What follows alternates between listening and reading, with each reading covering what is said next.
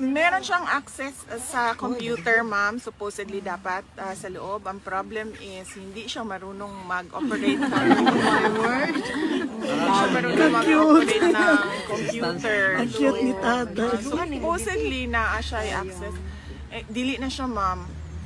Ayaw na niya. And then, I was asking him, magsulat ka na lang ng libro.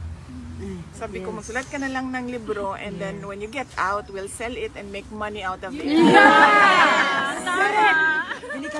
then he said na, I'm too old to write a book. And then sabi ko sa kanya, you know, si Rizal nakagawa ng No Limitang Here at El Filibusterismo.